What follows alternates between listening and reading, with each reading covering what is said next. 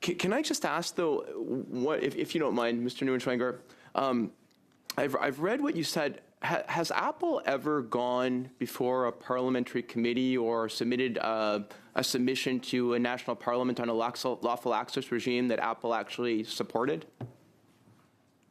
So I'm more on the engineering side than our government affairs side. I'm not familiar with all of our submissions, but we are supportive of parts of C-22 and the modernization overall to enable law enforcement to get better, more efficient. I understand that. I understand that both Apple and Google are largely supportive of the idea, but have objections to specific provisions of the bill. I just wanted to establish whether or not you'd ever seen a bill that you didn't have objections to some portions of.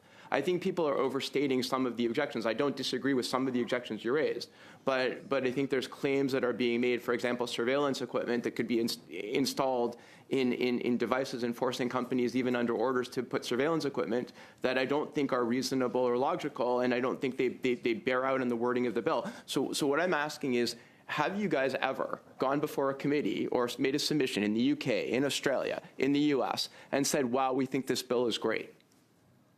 We have frequently gone, as we're here today, to engage in constructive right, yeah. And to object to provisions in the bill, which is your job, because in this, right, we as legislators have to look at it from multiple lenses. You have a specific obligation related to the company, and the company's obligation is often to respect its user agreements with end users and to do what's best in the company's interest, not necessarily in the national interest. And so all I'm asking is, did you ever say, like, come to a committee and say the bill is great? And I doubt that you did. Well, with respect, I think that we're trying here to act in users' interests, both Canadians and worldwide, and ensure that we can provide the strongest protections possible while supporting law enforcement. And I don't disagree with you. I think that's part of the part of the overall goal. So let me also ask. I mean, you are the chief privacy officer. I mean, you're in charge of privacy at Apple. From the engineering standpoint, right? Has Apple ever, and I think this is actually a lesson, so you may think it's a negative question, but I don't. Has Apple ever created something that you later regretted?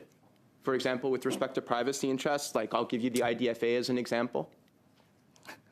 I don't know that I would go so far. The IDFA is this advertising identifier for those less into the technologies, but I think that was appropriate for its time, and what we do is we continue to evolve the protections on the privacy and security side as the world continues to change.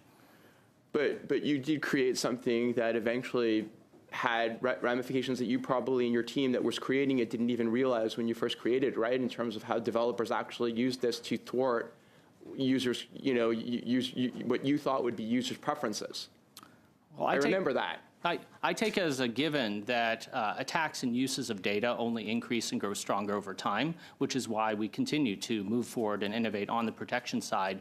I wouldn't put that in the class of attacks, but when we're thinking about attacks generally, we have to continually move forward to continually protect against the stronger attacks. Agreed, which is why when we look at this bill, we have to actually look at some of the concerns that are being raised, even if we don't necessarily think that those are likely to happen. And right, because we know that we have to provide for contingencies. We have to make sure that we avoid getting ourselves into a situation where pernicious effects could occur.